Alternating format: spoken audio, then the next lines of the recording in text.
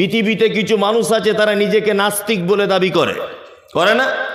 আমি মমতাজুল ইসলাম এটা বলছি, পৃথিবীতে কেউ নাস্তিক হয় না। নাস্তিক বলে কোনো শব্দ নেই। যেগুলো ব্যবহার করা হয় এগুলো এমনিতে ব্যবহার করা হচ্ছে, নাস্তিক বলে কোনো শব্দ নেই। ডিকশনারিতে পাবেন নাস্তিক, এগুলি এমনিতে, কিন্তু আদৌ নাস্তিক বলে কিছু নেই। শিক্ষিত মানুষরা জানেন যে কর্তা ছাড়া কর্ম অচল, তাই না?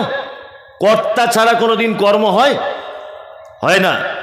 আমি বিরিয়ানি খাচ্ছি এখন, বিরিয়ানিটা খুব টেস্ট। আচ্ছা বলুন তো, এর পিছনে একটা রাঁধুনি লুকিয়ে আছে না নেই? আছে। আমি একটা গান শুনছি, এই গানের পিছনে একজন গায়ককে খুঁজে পাওয়া যাবে কি যাবে না? যাবে। প্যান্ডেল বিশাল আকারে তৈরি করা হয়েছে, এর পিছনে একজন মিস্ত্রি আছে না নেই? আছে। তার মানে বোঝা যাচ্ছে পৃথিবীতে প্রতিটা কাজ অচল, কর্ম ছাড়া, কর্তা ছাড়া অচল। আপনারা এই মুহূর্তে আমার জবান সকলেই শুনতে পাচ্ছেন, নিশ্চয় আমার জবানের পিছনে মমতাজুল ইসলাম বলে একজন লুকিয়ে আছে, আছে না নেই? আছে। এবার আপনাকে বলছি, সূর্য পূর্ব দিকে উঠে পশ্চিম দিকে আস্তে আস্তে আস্তে আস্তে তার আলোকে নিভিয়ে দিয়ে চলে যায়, রাত্রি নেমে আসে, তাই তো? বলুন তো, প্রত্যেক দিন পূর্ব দিকে নির্দিষ্ট টাইমে নির্দিষ্ট স্থানে ওকে তুলে আবার আস্তে আস্তে আস্তে আস্তে আস্তে আস্তে করে পশ্চিম দিকে গিয়ে তার আলো তেজকে কমিয়ে দেওয়া, এটা একটা কাজ কি কাজ নয়? কাজ। তাহলে কাজ যখন, তার পিছনে কর্তা থাকতে হবে, কর্তা ছাড়া কাজ সম্ভব নয়। সারা পৃথিবীতে যা কিছু হচ্ছে, চাঁদ 15 তারিখ পর্যন্ত তার রশ্মি দিয়ে পৃথিবীকে সাজিয়ে রাখে, 16 তারিখ থেকে আস্তে আস্তে অন্ধকার দিয়ে সাজায়। আপনার তারকাগুলি আসমানে ঠিক জায়গায় নির্দিষ্ট টাইমে ফুটে ওঠে, আবার নির্দিষ্ট টাইমে তারা চলে যায়। এই যে কাজ, এর কাজের পিছনে একজন কর্তা আছে না নেই? আছে। তার মানে পৃথিবীতে আর কেউ নাস্তিক থাকতে পারে না। কেউ নিজে ইচ্ছা যদি বলে যে আমি নাস্তিক, সেটা আলাদা বিষয়। আমি যেটা আপনাকে বোঝাতে চাইছি, সূক্ষ্ম সূক্ষ্ম বিষয় আল্লাহ সুবহানাহু ওয়া তাআলা সাধারণ মানুষদের জন্য বুঝিয়েছেন। চাষিবাসী মানুষ মাঠে জানতো, আমি বলে দিচ্ছি, কাল সকালবেলা পরীক্ষা করবেন, সকালে নয়, ঠিক মাগরিবের আগে মাঠে যাবেন, গিয়ে দেখবেন কিছু বক ধরনের পাখি, বকের মতো দেখতে বা বকই বলেন, বিভিন্ন এলাকায় বিভিন্ন নামে ডাকে, তারা দেখবেন সারিবদ্ধভাবে একটা লাইন দিয়ে ডানা মেলতে মেলতে মেলতে মেলতে তারা পেট ভর্তি করে বাসার দিকে রিটার্ন করে, করে না? আর ওদের একটা জিনিস লক্ষ্য করবেন, যে এইরকম ডানা মেলতে মেলতে 4-5 বার ডানা মেলে একবার স্থির করে দেয়। স্থির করা অবস্থায় দেখবেন হেলতে দুলতে সবাই বেশ মজা করতে করতে নিজের বাসায় ফেরত যায়। দেখেছেন? আল্লাহ পবিত্র কোরআনে এই বক পাখিদের কথা নোট করে দিয়ে বলছেন, আওয়ালাম ইয়ারাও ইলা তাইরি ফাওকাহুম সাফাতিন ওয়া ইয়াকবিজন মা ইউমসিকুহুন্না ইল্লার রহমান ইন্নাহু বিকুল্লি শাইইন বাসীর। আরে নাস্তিক, তুমি যদি নাস্তিক বলে নিজেকে দাবি করো, একবার পাখির দিকে তাকিয়ে দেখো, মহাশূন্যতে তারা ডানাটা মেলতে মেলতে এক পর্যায়ে স্থির করে দেয়। এই স্থির অবস্থাতে মহাশূন্যতে ভাসমান অবস্থায় তাদেরকে কে আটকে রাখে? আল্লাহ নিজে বলছে ইল্লার রহমান। এটা আমার পক্ষে সম্ভব, পৃথিবীতে আর কারো পক্ষে সম্ভব নয়। তার মানে নাস্তিক আর টিকে থাকতে পারলো না। ভাসমান অবস্থায় মহাশূন্যতে একটা পাখি, সে তার ডানাকে স্থির করে যদি ভাসমান অবস্থায় হেলে দুলে চলে যেতে পারে, নিশ্চয়ই এর পিছনে একজন কেউ আছে, ভাসিয়ে রেখেছেন, আছে না নেই? যিনি রেখেছেন তিনি কে? আল্লাহ। সর্বক্ষেত্রে আমরা প্রশংসা করব কার? আল্লাহর। খাইরিহি ওয়া শাররিহি মিনাল্লাহি তাআলা। ভালো মন্দ যা কিছু হবে প্রশংসা আল্লাহ। আমি পবিত্র গ্রন্থ মুকুট আল কোরআনুল কারীমের যে সূরা নিয়ে আলোচনা করব, এখানে অনেক আলেম ওলামারা বসে আছেন। কোথাও যদি আমি ভুল কথা কিছু বলি, অবশ্যই আপনারা আমাকে নক করবেন, এই রাইট আপনাদেরকে দেওয়া হলো। আর এই কারণেই আপনারা বসে আছেন। সভাপতি সাহেব যিনি আছেন, আপনার কাছে বিনীত অনুরোধ, আপনি আমার বক্তব্য এ থেকে জেড পর্যন্ত নোট করুন। কোথাও যদি আমি মানুষ মিস হয়ে যায় আপনি আমাকে সংশোধন করে দিবেন, তাহলে আমি আপনার জন্য দোয়া করব ইনশাআল্লাহ। কারণ আমি মানুষ, ভুল হওয়াটাই স্বাভাবিক। আমি পবিত্র আল কোরআনের সূরা নিয়ে এবার আলোচনা করছি। আমরা কোরআন শুনবো, মানার চেষ্টা করবো ইনশাআল্লাহ। ইনশাআল্লাহ এরকম প্রতিটা জলসাতেই ইনশাআল্লাহ বলেন, এটা আপনার চরিত্র হয়ে গেছে। প্রত্যেক জলসাতে আপনি ইনশাআল্লাহ বলেন, বলেন না? বলে, অথচ মানার বেলা কেউ আছে? কেউ নাই। এখন আপনাকে দেখে মনে হচ্ছে ফেরেশতা, তাই না? জলসা শেষ হয়ে যাবে, আপনার চরিত্রের কোনো পরিবর্তন নাই, বরং এটাই পরিবর্তন। অনেক মানুষ ফজরের নামাজ এমনিতে পড়তেন, আজকে আর পড়বে না, এটাই পরিবর্তন ঘটবে, তাই না? জি, আসলে মানুষ তো বুক বোকা, মানে সস্তায় জান্নাতে যাওয়ার লাইন খুঁজছে। কি করে সস্তাতে? নামাজ না পড়ে কি করে জান্নাত যাওয়া যায়? আর রোজা না করে কি করে জান্নাত যাওয়া যায়? আর দান না করে কি করে জান্নাত যাওয়া যায়? মানে সব জায়গাতে একটা সস্তা লাইন খুঁজছে, তাই না? জি, সস্তাতে নয়। আমি পবিত্র আল কোরআন দিয়ে আপনাকে একটা একটা করে বলছি, ইনশাল্লাহ মেনে নেব আমরা ইনশাল্লাহ। সূরাটির নাম হচ্ছে সূরায়ে আল আরাফ।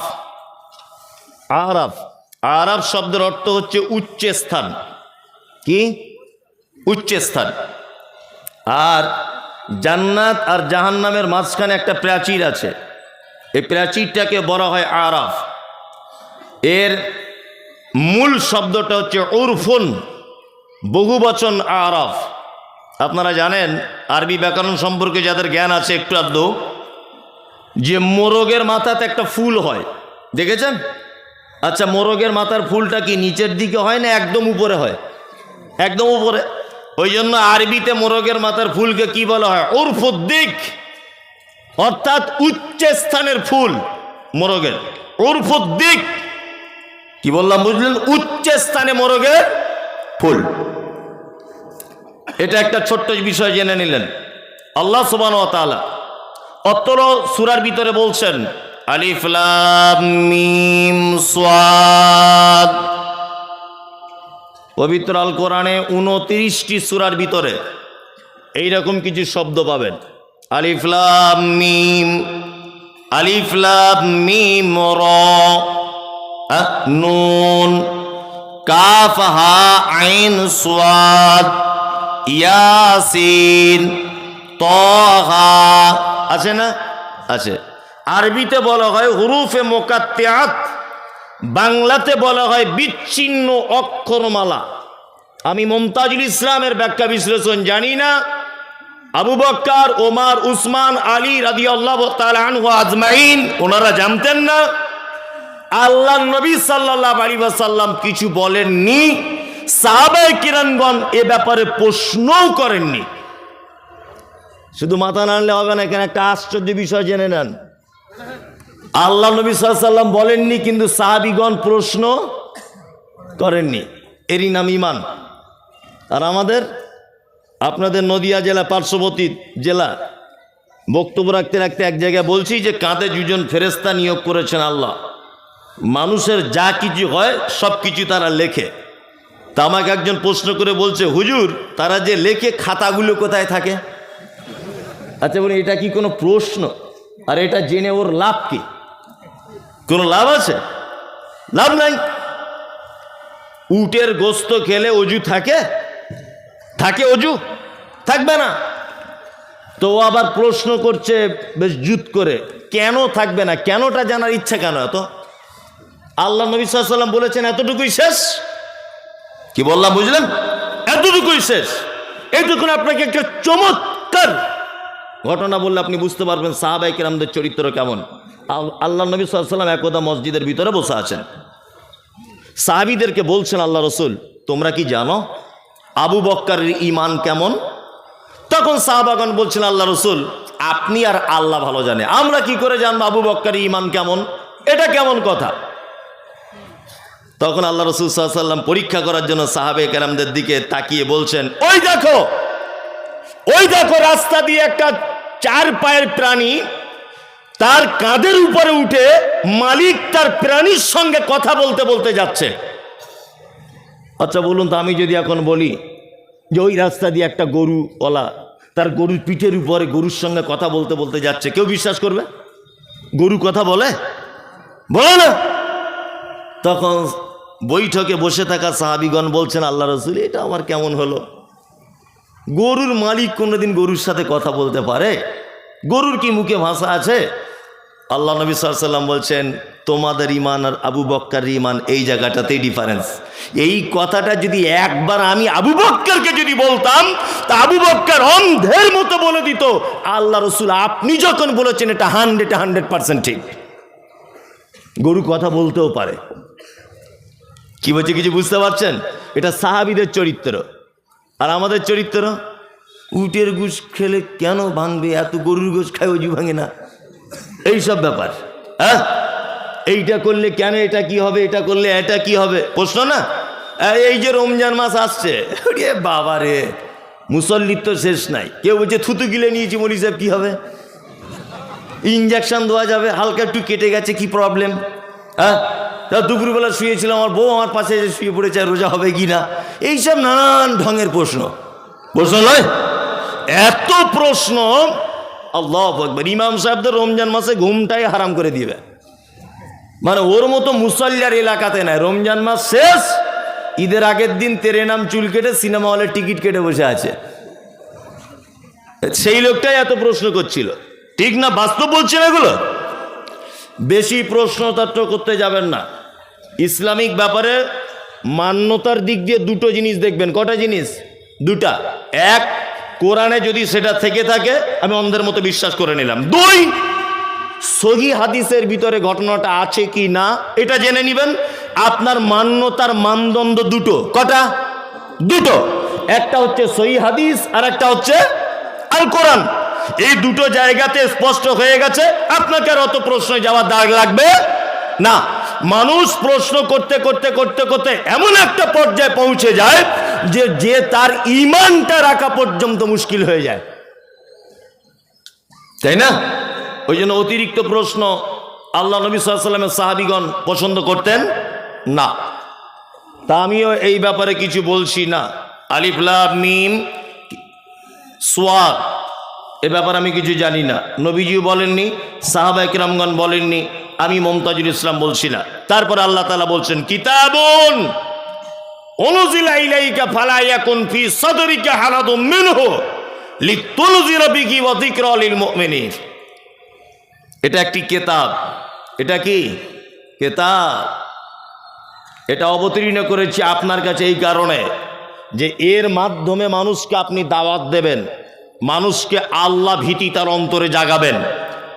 আর এইটা দাওয়াত দেওয়ার ফলে যদি কোনো রকমের বিপদ আসে বা কোনো রকমের কোনো মুসিবতের সম্মুখীন আপনি যদি হন, আপনার মনে যেন কোনো রকমের ভয় বা সংকীর্ণতা সৃষ্টি যেন না হয়।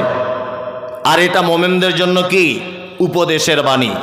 এই জায়গাটা একটা কথা বলি, তাহলে মানুষের কাছে দাওয়াত দেওয়ার মূল বই কি?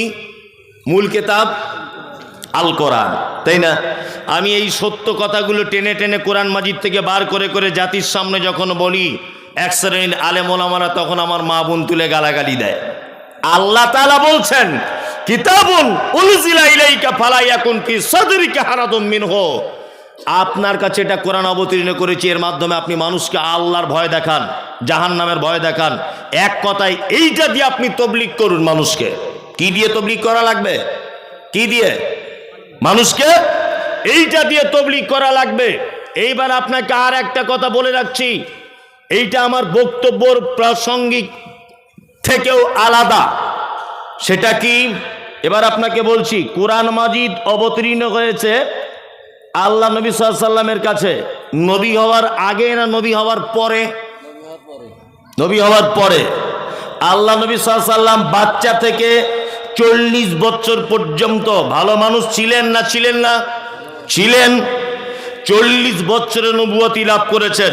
উনি যে যুগে জন্মগ্রহণ করেছেন তার নাম আইয়ামে জাহেলিয়াত, অর্থাৎ মূর্খতার যুগ। মূর্খতা, এত মূর্খতা যে বাপ তার বেটির সঙ্গে রাতের বেলা শারীরিক সম্পর্ক করত। মানুষ মারা গেলে তার মাথাটা কেটে মগজ বার করে ঠিক এই টুপিটার মতো মাথার খুলিটা করত, তাতে শরাব পান করত তারা। মৃত্যু মানুষের মাথার খুলিতে শরাব পান করত। সেই যুগে সব থেকে 4টি পাপ ছিল পৃথিবীর ভয়ঙ্কর পাপ। 1, চক্রবৃদ্ধি হারে সুদ। 2, গোত্তরীয় ঝামেলা। 3 নম্বরে হচ্ছে ব্যভিচার। 4 নম্বরে হচ্ছে আর একটা পাপ, সেই পাপের নাম হচ্ছে ব্যভিচার, সুদ, মদ পান আর গোত্তরীয় ঝামেলা। 4টি পাপ। আল্লাহ নবী সাল্লাল্লাহু আলাইহি ওয়াসাল্লাম এই পাপকে ঠেকানোর জন্যে নবী হবার আগে একটা সংগঠন তৈরি করেছিলেন। সংগঠনের নাম দিয়েছিলেন হিলফুল ফুজুল। আপনারা জানেন। আর এই হিলফুল ফুজুল সংগঠনের মাধ্যমে যুবকদের দায়িত্ব দিয়ে এই অসভ্য জাতিকে আবার আলোর দিকে ফেরত আনার জন্য তিনি আপ্রাণ চেষ্টা চালাচ্ছিলেন। আর এরই মাঝখানে তিনি চলে যেতেন জাবালে নূর বলে একটি পাহাড়। সেই পাহাড়ের একেবারে উঁচুতে একটা গুহা, তার নাম হীরা। হীরা গুহাতে আল্লাহর ধ্যান করতেন। হঠাৎ করে একদিন জিবরিল এলেন। ঘটনা কেটে কেটে দিয়ে বলছি। জিবরিল এসে বলছেন যে আপনি পড়ুন। আল্লাহ নবী সাল্লাল্লাহু আলাইহি ওয়াসাল্লাম বলছেন আমি পড়তে জানি না। জিবরিল আমিন আল্লাহ রসুলকে চেপে ধরলেন, ধরে বললেন পড়ুন। বলছে আমি পড়তে জানি না। আবার চেপে ধরলেন, পড়ুন। আল্লাহ নবী সাল্লাল্লাহু আলাইহি ওয়াসাল্লাম তিনি পড়লেন ইকরা বিইসমি রাব্বিকাল্লাযী খলাক। 5টি কোরআনের আয়াত অবতীর্ণ হলো। এইখানে আপনার কাছে আমার প্রশ্ন, সেটা হচ্ছে এই আল্লাহ নবী সাল্লাল্লাহু আলাইহি ওয়াসাল্লাম সর্বপ্রথম অসভ্য জাতিকে পরিবর্তন করার জন্য কাদের কাজে লাগিয়েছিলেন? হিলফুল ফুজুল সংগঠন দিয়ে। কাদের? যুবকদেরকে। নাম্বার 2, এতদিন পর্যন্ত জাতিকে পরিবর্তন করার জন্য নিজস্ব জ্ঞান ব্যবহার করছিলেন। নিজস্ব জ্ঞান দ্বারা জাতিকে পরিবর্তন করার চেষ্টা করছিলেন। আল্লাহ তাআলা হীরা গুহাতে ডেকে নিয়ে বলছেন নবী আপনি তো লেখাপড়া জানেন না, তার মানে আপনার পক্ষে সমাজ পরিবর্তন করা সম্ভব নয়।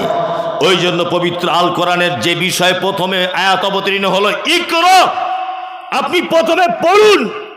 তার মানে বোঝা যায় শিক্ষিত মানুষ দিয়ে সমাজ পরিবর্তন করা সম্ভব। সমাজ পরিবর্তন করতে গেলে 3টে জিনিস দ্বারা সম্ভব। 1, ঐক্যবদ্ধ। আল্লাহ নবী সাল্লাল্লাহু আলাইহি ওয়াসাল্লাম ঐক্যবদ্ধ যুবকদেরকে নিয়ে সমাজ পরিবর্তন করতে চেয়েছিলেন। 2, যুবকদেরকে নিয়ে পরিবর্তন করতে হবে। সমাজের উন্নতি ঘটাতে হবে কাদের নিয়ে?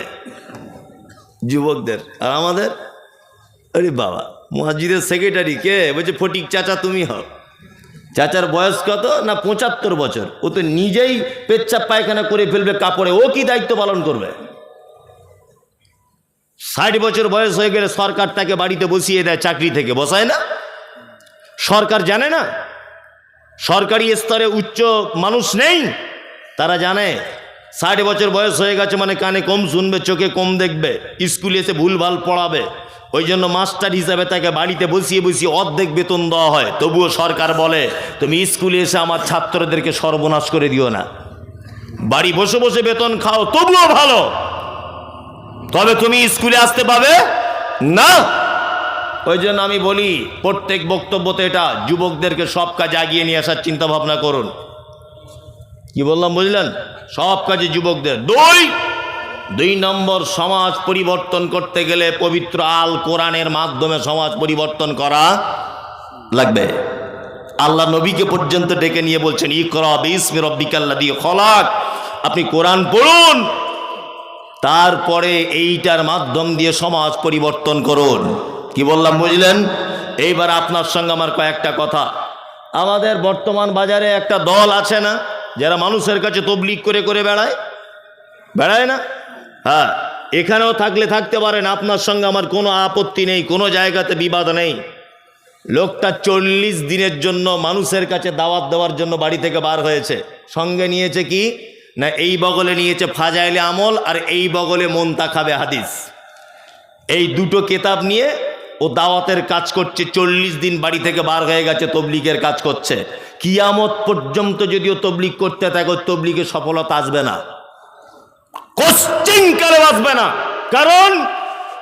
কারণ হচ্ছে এই, ও নামাজ শেষেই দাঁড়িয়ে বলছে বাকি নামাজ বাদ আপনারা বসে যাবেন, দিন ও ইমানের কিছু কথা হবে। এইটা বলার পরে দেখছি ফাজাইল আমলটা খুলে খুলে পড়ছে, মুনতাকাবে হাদিস খুলে খুলে খুলে খুলে পড়ছে, মানুষকে শোনাচ্ছে। যদি ওই লোকটাকে বলেন দুটো কোরআনের আয়াত বাংলা অনুবাদ করে শোনান না, এর থেকে তো আরো ভালো কেতাব, বলবে না আমাদের বড়রা মানা করে দিয়েছে। কি বলছি বুঝতে পারছেন না? কি বলবে? যে আমাদের বড়রা উপর থেকে মানা করে দিয়েছে। আবার কি বলে জানেন? আর একটা শব্দ, কি শব্দ? যে আমরা তো কিছু জানি না, আপনাদের কাছে শিখতে এসছি। এই শিখতে এসছি, তা 40 দিন হাঁড়ি ঘন্টা নিয়ে বাড়ি থেকে বার হলি কেন? এলাকায় মাদ্রাসা নেই, সেখানে ভর্তি হও, বদমাইশি জায়গা পাও না।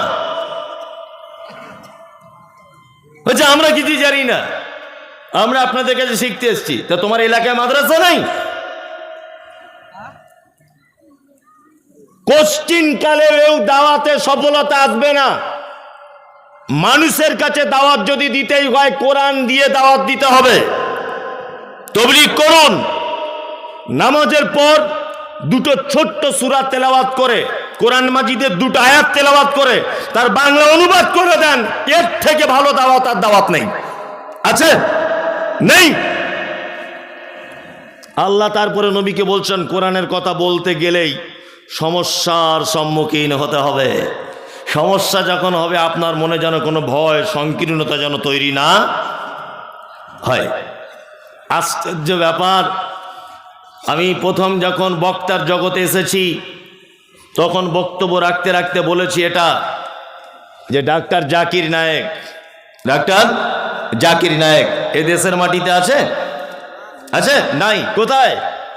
ওই মালয়েশিয়াতে গিয়ে বসে আছে। কেন? কারোর মেয়ের হাত ধরে টেনেছে? কারোর মেয়ের ওন্না ধরে টেনেছে? বাংলাদেশের যত বক্তা সব এই দেশের মাটিতে ভিসা পাচ্ছে। আব্দুর রাজ্জাক বিন ইউসুফ ভিসা পায় না, কারণ কি? আব্দুর রাজ্জাক বিন ইউসুফ তোমার মেয়ের ওন্না ধরে টেনেছে? ও ভিসা পায় না কেন? ওনার বেটা আব্দুল্লাহ বিন আব্দুর রাজ্জাক ভিসা পায় না কেন? সব বক্তা ভিসা পাচ্ছে, ও কেন পাবে না? আমাদের দেশের মাটিতে যত চোর গুন্ডা বাটপার, তারা এই দেশের মাটিতে একেবারে 100% গতিতে চলাফেরা করছে, তাদেরকে কোনো জায়গায় কোনো বাধা নেই। ডাক্তার জাকির নায়েক তোমার কি সর্বনাশ করেছে? লোকটাকে দেশ ছেড়ে চলে যেতে হলো কেন? একটাই তার কারণ। কারণ কি? কোরআনের হক কথা বললে জাতি ছাড়বে কি না। বক্তা বক্তব্য রাখছে, বক্তব্য রাখতে রাখতে সবাই হাততালি দিচ্ছে আর বলছে নারে তাকবীর, আল্লাহু আকবার। আগামী বছরের ডেটটা আবার লিখে নেন হুজুর। এবছরে ক টাকা নিলেন? 20,000। আগামী বছরে 30,000 দেবো, আপনি আবার ডেট লিখে নেন। সবাই যদি বলে ভালো বক্তা, তার মানে বুঝতে হবে যে ও বক্তা এখনো সত্য কথা বলিনি। বক্তা স্টেজ থেকে নেমে যাবার পরেই গুতোগুতি শুরু হয়ে যাবে। কিছু লোক বাঁশ নিয়ে দাঁড়িয়ে থাকবে ওদিকে মারার জন্যে, কিছু লোক উঠে পালাবে তেজ করে। এই বক্তা এনে ভুল হয়েছে, তবেই তো বক্তা সত্য কথা বলেছে, এটা প্রমাণ হবে। মাতালও বলছে খুব ভালো বক্তা, সুদখোরও বলছে ভালো বক্তা, হারামখোরও বলছে ভালো বক্তা, মৌলভী সাহেবও বলছে ভালো বক্তা। তো ভালো হলো কি করে? হ্যাঁ, ও ভালো হলো কি করে? আশ্চর্য ব্যাপার। সোশ্যাল মিডিয়াতে খুললেই শুধু মমতাজুল ইসলাম, ওর বাপের জন্ম ঠিক নেই, ওর মায়ের জন্ম ঠিক নেই, ওর জন্ম ঠিক নেই, এটা নেই ওটা নেই, শুধু এই। কেন বলুন তো? আমি বলে দিয়েছি সবে বরাত পচা বেদাত, লোকাল বেদাত নয়, পচা বেদাত, এটা ভয়ঙ্কর বেদাত। এটা যেই বলে দিয়েছি আর শুরু হয়ে গেছে তোলপাড়। কি বললাম বুঝলেন না? আমি বলে দিয়েছি পচা বেদাত, লোকাল বেদাত নয় এটা। এ প্রসঙ্গে পরে কথা বলছি আপনাকে। তার মানে কোরআনের দাওয়াত পৌঁছে দিলে সমস্যার সম্মুখীন হতে হবে, তাই না? আর আপনি যদি সমস্যার সম্মুখীন হয়, তাহলে আপনার সাপোর্ট করবে কে? আল্লাহ। আল্লাহ করবে না? করবে আল্লাহ। যারা কোরআনের পক্ষে সঠিক দাওয়াত মানুষের কাছে দেয়, তুমি তাদের জন্য সহায় হয়ে যাও। বলুন আমিন, আমিন। চলুন, আল্লাহ সুবহানাহু ওয়া তাআলা তারপরে বলছেন যিকরা লিল মুমিনিন, কোরআন হচ্ছে মুমিনদের জন্য উপদেশ। যিকরা, জিকির মানে স্মরণ করা। জিকির মানে কি? স্মরণ করা। কোরআন তেলাওয়াত করলে আল্লাহ স্মরণ চলে আসে। আল্লাহু আকবার। পবিত্র আল কোরআন আল্লাহ বলছেন কি? ইন্নামাল মুমিনুনাল্লাযীনা ইযা যুকিরাল্লাহু ওয়াজিলাত কুলুবুহুম وإذا تليت عليهم آياته زادتهم إيمانا وعلى ربهم يتوكلون আল্লাহ বলে মুমিন হলো তারা যাদের সামনে কোরআন তেলাওয়াত করা হয়, কোরআনের আয়াতগুলি বলা হয়। আল্লাহ বলছেন কোরআনের আয়াত তার সামনে বলা হলে জাদাতুহুম ঈমানা, মুমিন তোমার ঈমান বেড়ে যাবে সাথে সাথে করে। আল্লাহু আকবার। ঈমান বাড়ে না। আজ থেকে 3 মাস আগে উমরায় গিয়েছিলাম। উত্তর দিনাজপুরের একজন চাচা আমার সাথে গিয়েছিল। অশিক্ষিত লোক, লেখাপড়া জানে না, বাংলাও লিখতে জানে না, কোনো রকম গ্রাম্য বাংলায় কথা বলতে পারে। তা কাবাতে তওয়াফ যখনই করি চাচা আমার জামার কলারটা এইভাবে ধরে রাখে। তা আমি বারবার বলি চাচা তুমি আমাকে ধরে রাখো, আমার তো ডিস্টার্ব হয়। তখন চাচা বলে এত লোক, আমি বাংলা ছাড়া কিছু বুঝি না, যদি হারিয়ে যায় আমার 4 বিঘা জমি ধান লাগানো আছে, ধান সব বেকার হয়ে যাবে। ওই একটাই কথা বারবার বলে। তাই বললাম আর লোকের আর চিন্তা, তোমার ধানের চিন্তা চাচা? তো বলছে না লাগিয়েছি তো মহব্বত করে, ওটা রেখে চলে এলাম আপনার ভালোবাসা, আপনার সাথে ওমরা করতে। এখন ওইটাও একটা টেনশনের ব্যাপার। আর ঠিক আছে ওমরা করুন। আল্লাহু আকবার। হাজী সাহেব যারা আছেন জানেন, কাবার ইমাম ডাক্তার আব্দুর রহমান আস-সুদাই হাফিজাহুল্লাহ, তিনি যখন কোরআন তেলাওয়াত করেন আর জাহান্নামের আয়াতগুলি যখন চলে আসে, বাচ্চা ছেলের মতো 20 second 30 second how how how how করে কাঁদে। Ethiopia, Tanzania, German, Japan, France, Bharat, Pakistan, Bangladesh, যে ভাষী হোক না কেন, ডাক্তার আব্দুর রহমান আস-সুদাইসের তেলাওয়াতে সবাই কাঁদতে থাকে। তওয়াফ হতে হতে আজান হয়, সবাই কাতারে দাঁড়িয়ে যায় মক্কার মানে কাবার চারিদিকে। আমিও দাঁড়িয়ে গেলাম। আমার ডান দিকে চাচা দাঁড়িয়েছেন উত্তর দিনাজপুরের। কাবার ইমাম তেলাওয়াত করছেন, ইয়াউমা তারাউনাহা তাযখালু কুল্লু মুরজিআতিন আম্মা আরজাআত ওয়া তাযাউ কুল্লু যাতি হামলিন হামলাহা ওয়া তারান নাসা সুকারা ওয়া মা হুম বিসুকারা ওয়ালাকিন্না আযাবাল্লাহি শাদীদ। সূরা হজের আয়াত কাবার ইমাম তেলাওয়াত করছেন। বাংলা মানে হলো এই, আল্লাহ বলছেন কিয়ামতের দিনটা এত কঠিন দিন, গর্ভবতী মা কিয়ামতের দিনে দাঁড়িয়ে থাকবে, তার বাচ্চা নিচের দিক দিয়ে হয়ে যাবে, বুঝতে পারবে না। দুগ্ধ দানকারিণী মা তার বাচ্চাকে দুধ পান করাতে ভুলে যাবে, আর মানুষগুলিকে দেখা যাবে সব যেন তারা মাতাল। আল্লাহ বলে ওমা হুম বিসুকারা, একজনাও তারা মদ পান করেনি। ওয়ালাকিন্না আযাবাল্লাহি শাদীদ, শুধু আমার কঠিন আযাব, এই আযাবের ভয়ে মানুষ থর থর থর থর থর থর করে মাতালের মতো থাকবে, কাঁপবে, মাতালের মতো অভিনয় করবে কিয়ামতের মাঠ। এই আয়াতটা যখন তেলাওয়াত করছেন আব্দুর রহমান আস-সুদাইস বাচ্চা ছেলের মতো হাউ হাউ করে কাঁদছেন। আমি মুমতাজুল ইসলাম একটু আধটু আরবি বুঝি, একটু আধটু পুরুনা বুঝলেও কোরআনের এই আয়াতটা যখন আমারও স্মরণ হয়ে গেল, আমার চোখ দিয়েও পানি পড়তে শুরু করে দিল। আমার পাশে যে চাচা দাঁড়িয়ে আছে নিরক্ষর চাচা, দেখলাম বাচ্চা ছেলের মতো আমার থেকেও জোরে জোরে হাউ হাউ করে কাঁদছে। নামাজের পরে চাচাকে নিকটে ডেকে বললাম, চাচা আমি না হয় আলেম মানুষ, কিছু বুঝলাম বলে কাঁদলাম, তুমি কেন কাঁদলে বলো? চাচা বলছে, মুমতাজুল আমার বয়স 60 থেকে 65 বছর, তুমি আমার বেটার বয়সীর, তবে শোনো কোরআন শুনলে যে ঈমান বেড়ে যায়। পৃথিবীতে এতদিন বেঁচে আছি, প্রায় আমার 50 বছর নামাজ ধরা হলো, বাচ্চা বয়স থেকে নামাজ পড়ি, কিন্তু কোরআন শুনলে কখনো চোখ দিয়ে পানি এলো না। আর আজকের কাবার ইমামের তেলাওয়াত শুনে এত ভালো লেগেছে, চোখ দিয়ে পানি চলে এলো। আমি বললাম, চাচা ভালো লাগেনি, এটা আল্লাহর ওয়াদা। আল্লাহ বলেছেন যাদাতুহুম ঈমানা, মুমিনের সামনে যখন কোরআন যখন তেলাওয়াত করা হবে, মুমিনের ঈমান তখন যেন বেড়ে যাবে, ঈমান বেড়ে যাবে মুমিনের।